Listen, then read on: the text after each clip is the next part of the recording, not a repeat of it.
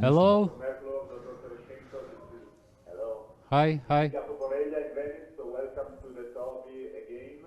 And I just introduced the panel here is Mauro De Benedictis, Angela Migliorini, and Luca Padaro from Italy. And we are now passing the line to you for the case presentation. Thank you. Good morning, everybody. Nice to hear you. We have pretty interesting case for you today. That was a surprise even for us. And I'd like to start with the presentation. Good morning, dear colleagues. I would like to present you our first case. So, 48-year-old female presented to our clinic with stable angina pectoris. The stress test results were positive with anterior and lateral wall ischemia. It is known that a year ago, patient developed anterior STEMI and underwent LAD and diagonal branch PCI with 2 bare metal stents. And coronary angiography showed that proximal stent in the LAD had restenosis. We saw new stenosis in the mid-LAD distally to the previously implanted stent, diagonal branch restenosis, and new stenosis in diagonal branch. In attempt to understand the mechanism of previous stenting, we started the previous angio. So here you can see the thrombotic LAD occlusion. Left circumflex artery and right coronary artery were without any significant stenosis. And the first step was the LAD stenting. Unfortunately, after proximal LAD stenting, diagonal branch was severely compromised. Therefore, operators decided to put additional 2.25 millimeter bare metal stent into the diagonal branch with the protrusion to the LAD. I would like to pay your attention that there were no final kissing balloon dilatation or any proximal optimization. So schematically, the previous stenting looked like this. So the first step was stent implantation in the proximal LAD, and the second step was stent implantation into the diagonal branch with a 5 millimeter protrusion into the LAD. So the blood flows to the distal part of the LAD through the stent cells without any final kissing balloon dilatation. And what we expect to see now is proximal LAD stent restenosis, and new LAD stent stenosis distally to the previously implanted stent, diagonal branch stent restenosis, and diagonal branch new stent stenosis. Okay, thank you. So, as you saw on schematically, we expected to see opened LAD and diagonal branches with some stenosis in it, restenosis. But what was surprise for us, I can show you the first image. We found that we have only circumflex artery opened, and LAD was occluded in the proximal part of the stent. Next.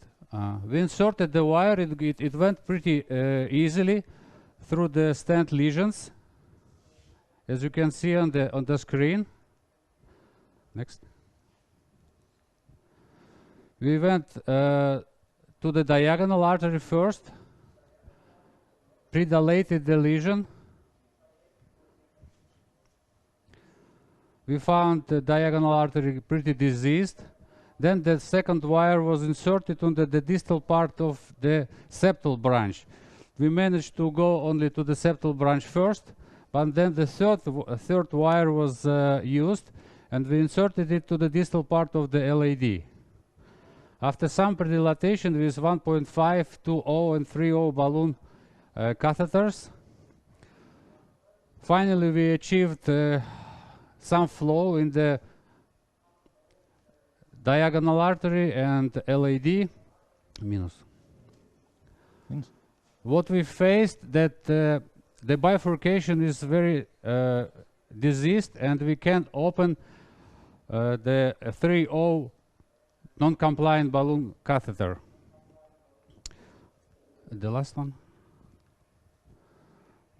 minus. So that's what we achieved so far. Now we are going to perform IVUS into the LED to understand what is going on in the bifurcation and to understand the true diameter and of LED and the diagonal artery. If you have any suggestions how to deal with that lesion, I would be happy to hear you. Coming back to the first procedure, do you know why bare metal stents were used? It was a matter of costs or because it was an acute MI? Do you know why? Yes, it was acute MI, and unfortunately, that situation is quite often in Russia that during acute MI, bare metal stents are used.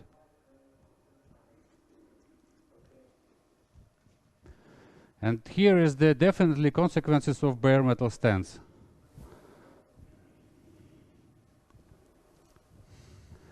That's the IVUS. The treatment now, the situation is complex because if you plan to do stent again, I think that it's not so easy, not from a technical point of view, but from an outcome point of view, to do a restenting in this complex bifurcation. So what is your suggestions? To leave it like that?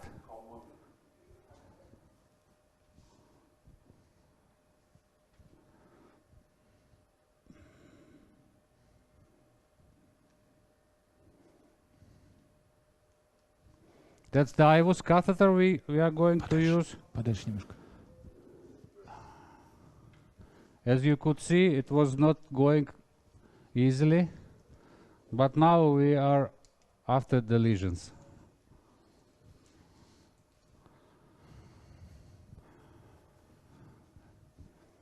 Can you see the IVUS pullback on your screens? Yes, very well. Good.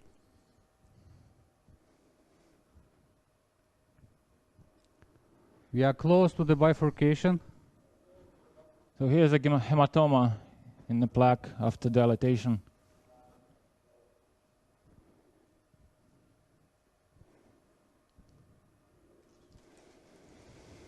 Some calcium, and here's a stent. It's 3.0, well deployed, and here the bifurcation starts.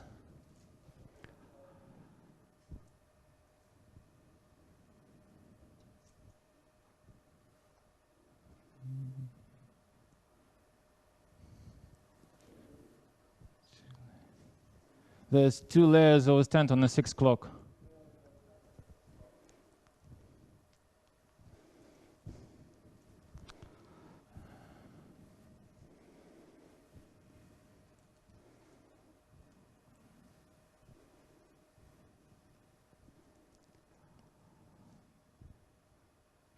And here a lot of tissue in the stent.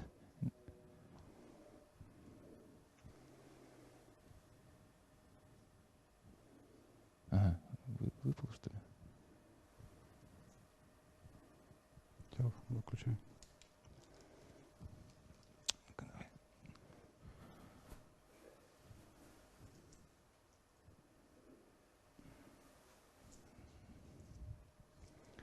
The others showed, a segment where there was a sort of neocarina between the two stents. It's important because I think that to plan strategy to treat bifurcation, you should really understand which is the mechanism. Of course, the mechanism of stenosis is mainly led by the fact that there were 2 bare metal stents in a bifurcation, which is a quite uncommon situation nowadays.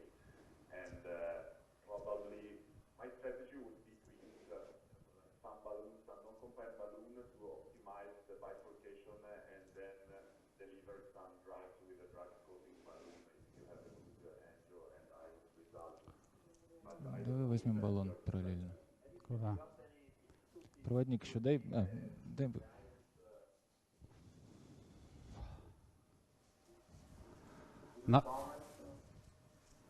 Давай было. Так, Now ну, we have the Немножко. IVUS catheter stacked in the LAD. Двушка где? Параллельно куда? Двушка. Двушка. Can we see the angel wider, the big image with the angel with the swirl? Here. I'm trying to pull it back, but it is stacked. Можешь попробовать с проводником вместе потянуть немножко?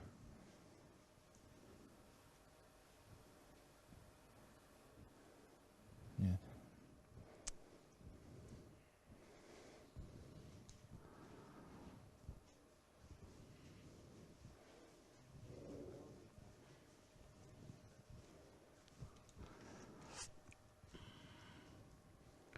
Что? We are going to use a new wire parallel to the first one in the LAD to inflate the lesion a little bit and to free this IVUS catheter.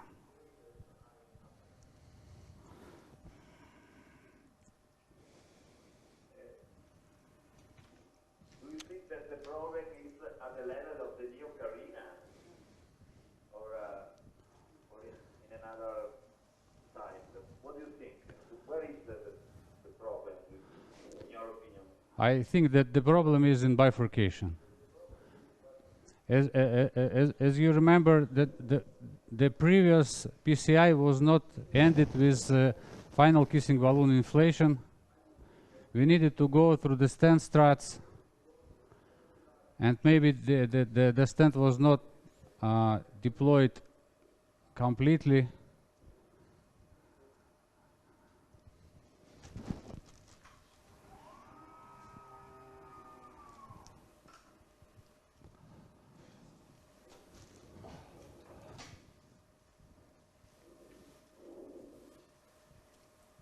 What size was the balloon you used to dilate the LAD before performing the IVUS?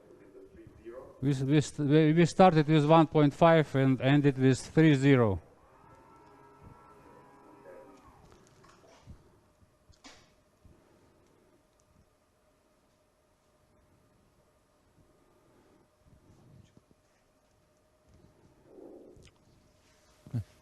Держи. Can we have on the wide screen the swirl, please?